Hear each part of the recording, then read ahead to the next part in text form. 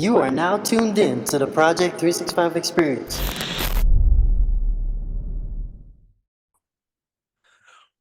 Welcome back again to another episode of the Project 365 podcast. We didn't know whether this was going to be the end of the season or we were going to get the chance to get some basketball. Again, I am joined by my good friend, Josué Sédrjo. Josué, we have another game to talk about. How are you, my friend? How are we doing? The season continues, at least for another 3 days. The question is, will it continue beyond that? I think that was the game that I'm going to summarize by the word cliche, because a lot of cliche things or cliche words or cliche themes took place that I think we're going to have a great chance to talk about. Amazing. I agree. Again, like after every post game, we always review our assignments. Let's not waste any time. Let's dive straight into that. What you got for us? So we identified 4 things. We said the aggressiveness of the Dallas Stars. We talked about the pace, the free throw attempts, and the offensive rebounds. So obviously in a destruction of a win 122-84 by the Dallas Mavericks, you would think that they would done well on the assignment, and spoiler alert, they did. Aggressive Luka and Kyrie. So the game was over at half. I think for relevance to our analysis, I think we need to focus on the first half because, I mean, they were up over 25 points at that time. Luka and Kyrie scored 36 of the first 61 points for the Dallas Mavericks, 25 for Luka on 10 of 18 from the field, and the both of them combined together were 50% from the field. So check mark, well done. And even though they were combined 1 of 14 from 3, for the entire game, which was quite odd, they were absolutely dominant in the paint. I mean, they got there at almost at will, and once they got there, the finishing was at a really, really high level. So check mark. The pace. It was a 93 possession a game, 94 at half, the highest pace we had seen for the series. We had talked about them potentially needing to slow it down and make it an ugly, grimy game for them to have the best chance to win. I think we need to amend that statement a little bit. I think defensively, they need to make it as grimy as possible because that's where Boston falls into their bad habits. But I do think that offensively pushing, at least by the hit ahead, maybe not necessarily by speed, but the hit ahead, they found some success via some lobs in transition, via some early offense for a corner 3 here and there, and once in a while for some layups in the paint because Boston didn't offer the same level of resistance at the point of attack. So pace, check. Free throw attempts. Again, let's focus on the first half. 16-9 free throw attempts for Dallas at half. So they were on pace for 32. That would have been the most they had. They already at half, they had the most they had all series. So right there, check. And a lot of those free throw attempts were by role players of the Dallas Mavericks. So fantastic job there. And then finally, offensive rebounds. They had an 8-2 advantage, again, at half. And a lot of emotionally raising the tide and raising the roof of the building for those offensive rebounds. And so right there, check. So 4 out of 4. So when you go on your assignment from 0-4 or, 0.5 out of 4 to 4-4, most likely you're going to have a really good chance to win the game. Well, in fact, it was a destruction. So good job to the Dallas Mavericks students. You wonder how competitive this series would have been if, say, 3 out of 4 of those assignments were followed. That's what you wonder. Yeah. And I texted you at some point during the game, and I was like, oh my God, for the first time, like we're talking about the Dallas Maverick defense. We're talking about Luka finishing rotations. We're talking about him just being active. I can't, as a basketball coach, I can't help but wonder, we may be talking about a different kind of series if this was something that we would have been accustomed to by now. If you're looking at, we talked a bit about these role players. The bigger gap that ended up happening at the beginning of this game. The dangerous part for Boston right now is just that you're in a situation now where like you have to close it out. It gets a bit dicey when you kind of let the role players get a bit of success, right? And we talked about sometimes being able to break down the game in different quarters, in different like segments for us to be able to have success, especially in the closeout game, because we know the closeout game is the hardest one. But talk to me, how in terms of what can happen in the future of this series. Talk about the role players, the little bits and pieces of maybe positive, maybe adrenaline that they could get going into the rest of the series, going into Boston. So I joked the previous game when we were talking about Dante's Exum drive and dunk in game 3 that he had good Dallas barbecue as the pregame meal that he didn't have in Boston. I'm going to push this a step further. I think Derek Lively, I think Tim Hardaway Jr., I think Maxi Kleba, Daniel Gafford, and Dante Exum all went to the same place that Dante went before game 3 and made sure to have that meal before game 4 because all of them had massive outstanding evident contributions in the first. Again, we'll focus on the first half because that's when they made the gap, and maybe you want to say like the first 5 minutes of the third quarter when they made sure that Boston wouldn't have a chance to come back. All of them had a part to play in the flow of that game and the success that the Mavericks had. We're talking about Derek Lively hitting the first 3-pointer of his career. Great form, by the way. I think clearly somebody's been doing this in practice and it wasn't just, coming out of nowhere. But that's he's a rookie. There's 2 more years before a rookie extension conversation comes to part. So keep working on your game, young man. You might make a lot of money.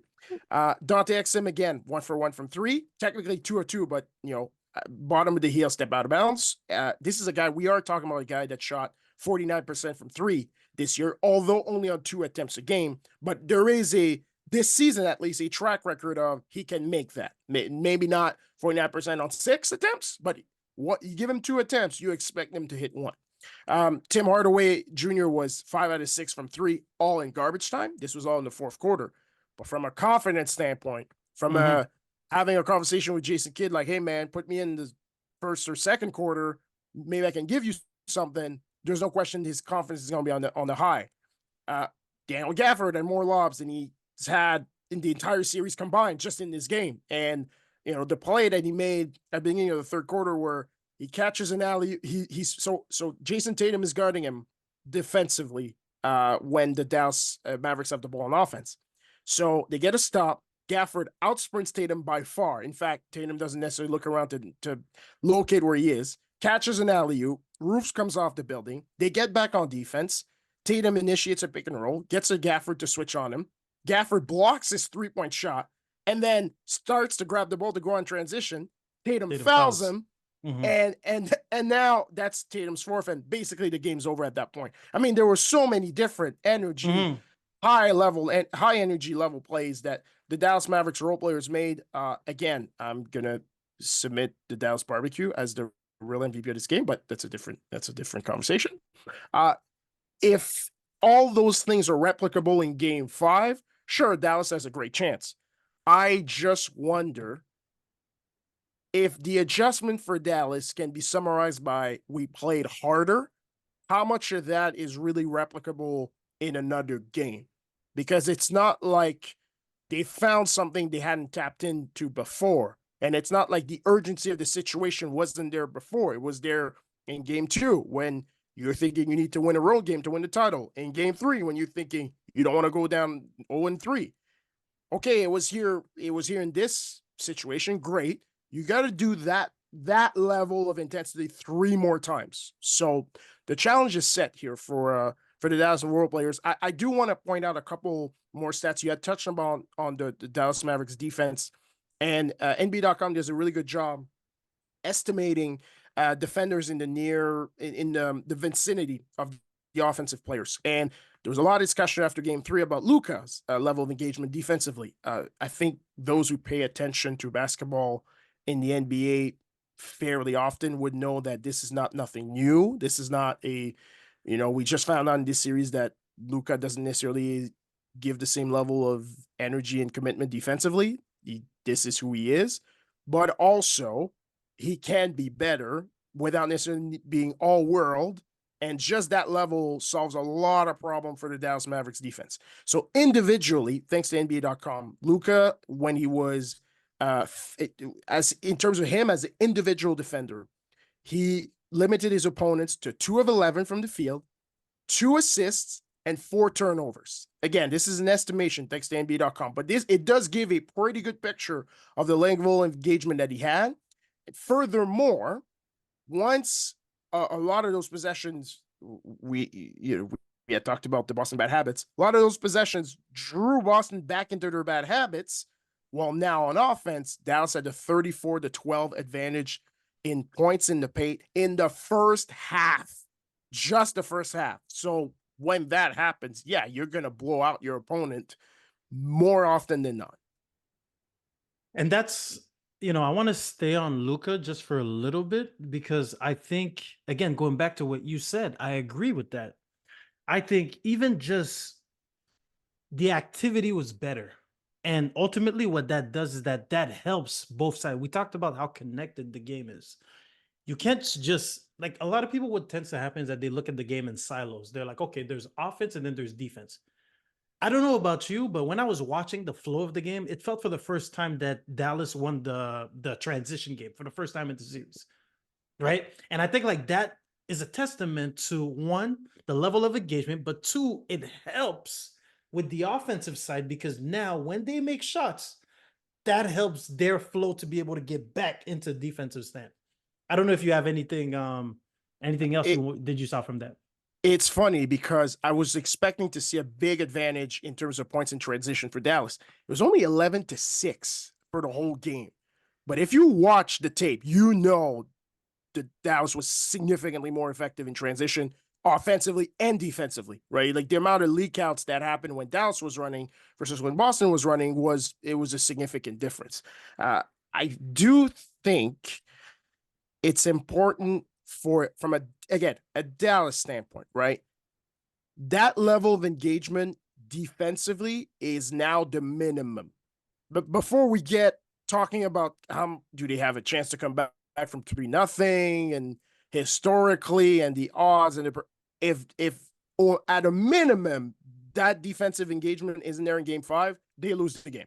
I don't care what they do on offense, they're going to lose the game. So that sustaining that level of quote unquote playing hard is absolutely mandatory. I want to talk about what does Boston have to emphasize in game 5. First of all, like, just what did you feel going into that game? And then just the transition to how it has to be different into what they want in game 5. In our last episode, when we were discussing about what should Boston expect or prepare for, I said defensively, they need to have their best game of the series and even push it to a level where you're inviting Dallas turnovers with how you're scheming defensively. I believe, I don't know this for this to be true. I don't have sources on this, but this is I'm just gleaning information. I think they packed their defense on the flight to Boston before the game and instead booked tickets to Las Vegas for a championship celebration. So the defense wasn't in the game. It was already on the plane. So it wasn't available. Was it there? It wasn't in the building. No, it wasn't in the building. And so when the defense is not going to be available, you're just going to play on offense a little bit and then hope that, yeah, sure, we'll figure it out. It was their worst performance defensively to the playoffs. Like, I'm sorry, from an energy level standpoint, from a individual contribution standpoint, I do think this was the first game you truly felt like, ooh, could have used some Porzingis here. Like second quarter, down 12, we're trying to change the rhythm of the game. I talked about how many points in the paint Dallas was scoring. Like, would have been really great to have a 7-3 guy just standing around. Not even forget blocking 3 shots a half, just standing around. That might have solved a lot of problems. So his availability for game 5, I think that's one of the things Boston has to figure out, prepare. Can he give us 5 minutes? Can 10, 12? Can he just go in there and stand, just be tall? What can he give us? But then in the press conference, post game, Coach Joe Mazzulla basically was slaloming around all the questions about his team's effort and only focusing on the Dallas part. And I think that was from withholding himself from kind of blasting his team and being like, guys, I told you so. Like, I did everything I could to let you know that at a minimum, we need to have our best game effort wise. And in fact, it was the complete opposite. And you could tell He was holding himself back from saying anything, creating any controversy. But I can assure you, in the film room, it ain't gonna fly. It's not gonna fly. In fact, not only is it not gonna fly, I think the emphasis will be on the defense even more than the offense, because their bad habits on offense, almost, they kind of are what they are. We've seen the good version, we've seen the bad version. They're liable to go rogue at any point. But the one thing that we have expected them not to go rogue is the defense. And if they get back to that, plus you would like to think the crowd, the fact they're so close from a championship, an extra level of attention to detail, extra level of commitment, that as a baseline, they're going to have their best defensive effort as a team in Game 5. It's a very interesting. It's a very interesting situation that we're in, because I think, even let me start with Porzingis. You mentioned Porzingis. I think there's so many ways that it could go. When he comes in, does he give you a boost? When he comes in, do you rely on him? There's that part that could potentially play with him. But also, what we were able to see when the pressure is high on the Boston is, can Boston execute? Do they revert back to what they said? I see you shaking your head there. No, it's just I can't trust these guys. I can't imagine being a fan of these team. It's so hard because they've done it properly for a long period of time. It's like a student that goes to the test and knows the answer and studied, and then just decides, you know what? Nah, I don't feel like having 99. I feel like having 79 just because. Agreed. It's like, why? There's no reason for it. Agreed. And to me, that's the scary part, is because I'm putting myself in the psychological state of that game. I wonder if, how we had questions about Boston in the fourth quarter. I wonder if the fact that it's a closeout game, do we get that kind of Boston stagnation for the whole game? That's kind of like where my head is at. I don't know. Again, I think okay. So it starts defense. Let's think about it here. Let's kind of, as let's put ourselves in the mind of Boston Celtics coaching staff. Starts defensively, right? So you're expecting, and I think it's fair to expect, they're going to come out with, at the very least, a good defensive effort, if not their best one of the series. So right there and then, it allows them to get out in transition. Now, without Porzingis, it takes out a big alley-oop threat, which is one of the things that is usually available in transition. So that's not fantastic. On the other hand, they are going to launch a lot of threes. We know the three-point shot has a way to regress to the mean. They haven't shot it super well thus far. Hence, most likely, there's a big gig coming at some point in the series. The more you have a larger sample size, the more things regress to the mean. We're going to get to Game 5. You would like to think a lot of the role players that had an explosion for Dallas are not going to have the same explosion. And it's very possible the Boston Celtics role players has that type of explosion. And we're talking about the their three-point shot as a team, their percentage is regressing to the mean. They're a 38, 39, 40% three-point shooting team. Well, if all those role players have their game of their lives, guess what's going to happen? The overall series percentage is going to get back to what they are as a team. So I'm looking at Peyton Pritchard, who hasn't hit a shot other than a bank three from half court. That looks like a guy that is primed for a big game. I'm looking at maybe getting some Luke Cornett. Now that we know that Xavier Tillman had good moments. I think overall it was a negative output, but it wasn't his fault that his team got killed. It just might open Coach Mazzulla's mind to might want to dig in a bit more. They did go to Tatum at center with that level of commitment. Defensively, I don't really draw anything from it. I mean, the whole team was bad, so I don't really have a big conclusion from those minutes. So I'm looking at all those factors. And I'm thinking to myself, there's enough here for, even if our bad habits come back to life, first quarter, second, third, fourth, whenever, offensively, there's enough for us to create some kind of gap, some kind of cushion, and we don't necessarily have to deal with that in some way, shape, or form. So when you're looking at it from a, what do you, if you're Dallas, if you're the Mavericks going into this game, what is some of that positive that you're bringing into this And also, like, what is it that you would think that they would have to prepare and expect going into it? So it starts with Luca. If he feels like it's been a long year and I just want to get a quick vacation and I'm not gonna stunt and jab and move my feet and get up on Jason Tatum and Jalen Brown ISO 2 feet behind the 3-point line, and I'm just tired, all our great conversation that we've had here goes away. Because if he's average, okay, there's not enough other factors for Dallas to have a chance. If he's bad, they have no chance. They're just not going to win the game because it's going to give Boston an easy, obvious point of attack. And they love to do that. That's a big part of their style. So it starts with that, number one.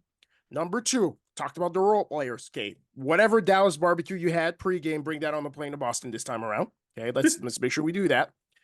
Second, I think Derek Lively's found his footing in this series.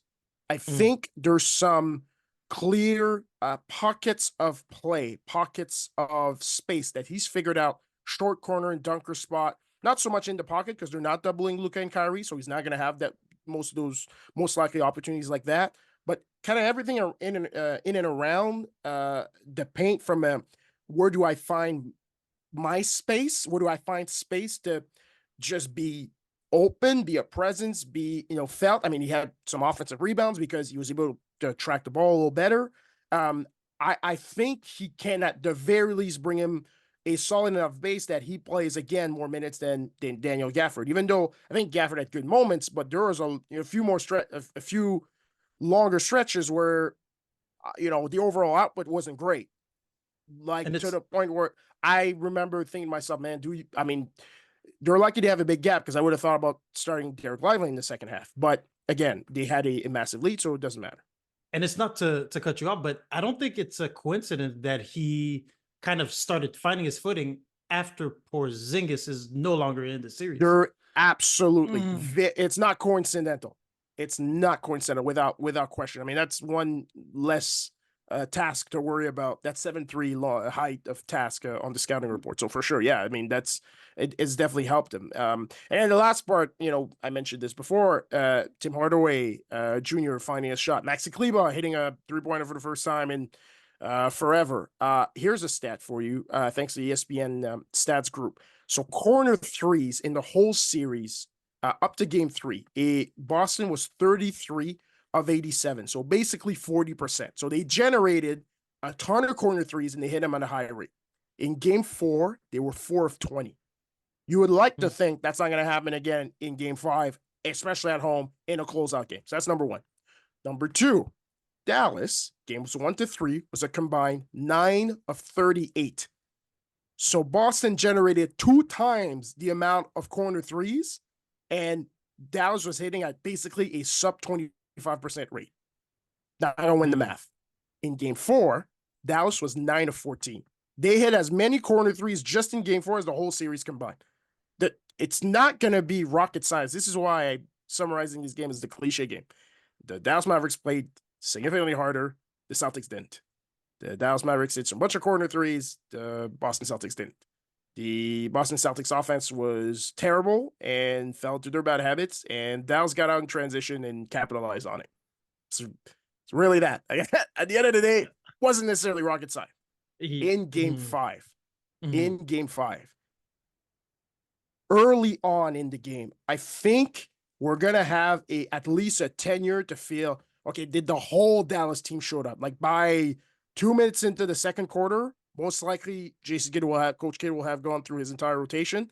Let's see who is available to play and not just available to be on the court, but to play serious basketball in a closing out scenario for Boston. It's like closeouts are super interesting, but again, I'm going to continue on the Dallas front. I think a couple of things that I put about just the rotation. I think no matter what happens, I think we're looking at Dante Exum providing kind of those spark minutes. I think he needs to play more.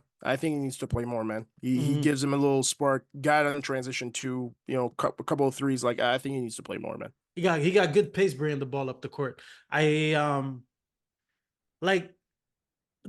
when you're talking about rotations, do you feel like dependent on who do you play each player with, right? Like you're looking at Kyrie, you're looking at Luca, right? Pairings, trios, The pairings, pairing, trios. Yeah. the pairing trios. Yeah, I'm looking at that and I'm like, there is something to when Luca goes to the bench and they're able to put another guard that could be aggressive, right? I think it takes some of the pressure off Kyrie. I think where Dallas kind of got stuck with their flow in the first few games was when they tried to just put Kyrie as the sole decision-making guard out there.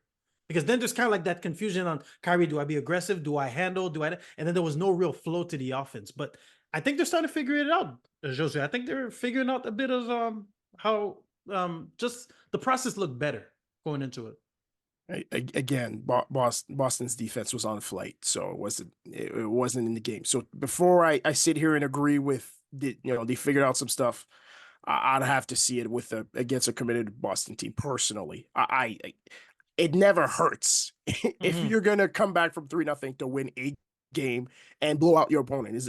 Am I hurting my chances as Dallas? No, of course not. This is great, but before we definitely know that they figured out some stuff, let's see how those same role players perform against a committed Boston defense. I love how you keep me balanced, my man. Anything else that we haven't hit on? I think we've got it. I think listen, Boston, you guys sent your defense early to the arena, so let's hope that it's there, it's warmed up, it's ready to go, going for game 5 at this point. Yeah, it's had 48 hours, an extra 24 hours of warm up, so it should be there and ready. There is a couple more items I think Dallas does need to expect. I think more Jason Tatum and Jaylen Brown as screeners, specifically, is something Boston's going to go to. I think one of the reasons they got in the mud is obviously they like to go and set inverted pick and rolls, right? Like the guard screening for the winger or for the big, whoever is the ball handler, but having the guards as screeners. And I think for a lot of it, Tatum and Brown overhandled, were indecisive in the reads. A lot of stuff was, side pick and rolls, but there was a man in the corner, so they weren't emptied. So now the Boston offense is slowing down from a decision standpoint, not as committed to driving the paint. So maybe I think making it a point to invert those actions where Brown and Tatum are screeners, I think is definitely something Dallas needs to expect. I do think this needs to be Jason Tatum's best game of the series with no ifs, buts, or qualifiers like, oh, at least he played well on this end, or, he was okay. No, I think it needs to be a clear, like, this was his best game of the series. Because especially if Porzingis is not going to play, or let's say plays 5 minutes, Willis Reed style for emotional lifting of the crowd, now your vaunted 6 to 7 man depth is down 1. And if it's going to be down 1, somebody's got to pick up the slack. And I'm looking around, and the one guy that I'm thinking, if he does the right stuff, is unstoppable, is him. Their best chance, at least, as that is him. The number one guy that can stop him is himself. So the process, the decision-making, the commitment to attacking the paint, not just against an easier defender, but against any defender, no complaining to the referees, which it seemed like Luka sent his complaining disease to Jason for that game, is really weird. Don't do that. Dallas needs to be prepared and expected for that. So not Tatum ISOs, but Tatum best game or best effort of the series. They do need to prepare for that. And then finally, just if Porzingis is going to be there, what's he going to give us? And if he's there, we need to be ready for 5 minutes of just standing around. Like, okay, so how are we going to go about attacking him, challenging his mobility? Maybe we're trying to set up actions where we're taking him away from the weak side. Like obviously he can cover a ton of ground, but if he starts from further out instead of closer to the rim, that's an advantage for us. And then on the other hand, if he's not going to play or play limited minutes, the other minutes of Tillman, Luke Cornett, Jason Tatum at center, what's our plan for that? And how can we make sure we maximize those minutes? Because I think Coach Mazzulla is not going to be shy. He's going to empty the clip from an Al Horford minute standpoint, from a wing playing, starters playing standpoint. So those bench minutes, I don't think they're going to be a ton. So if Dallas is going to make hay, we are expecting a close game, I think, because we would like to think both teams are going to put their best foot forward. At least a close game, going to the late third, early fourth.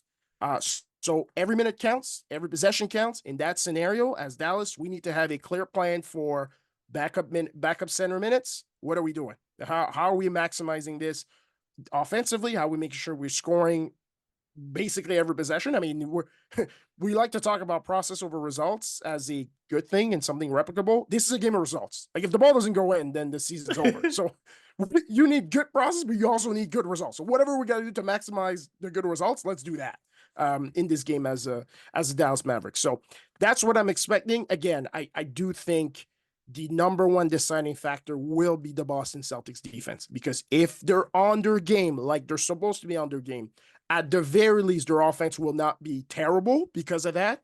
I don't think there's a scenario where you have great Boston defense, terrible offense. I think it'll be great and average.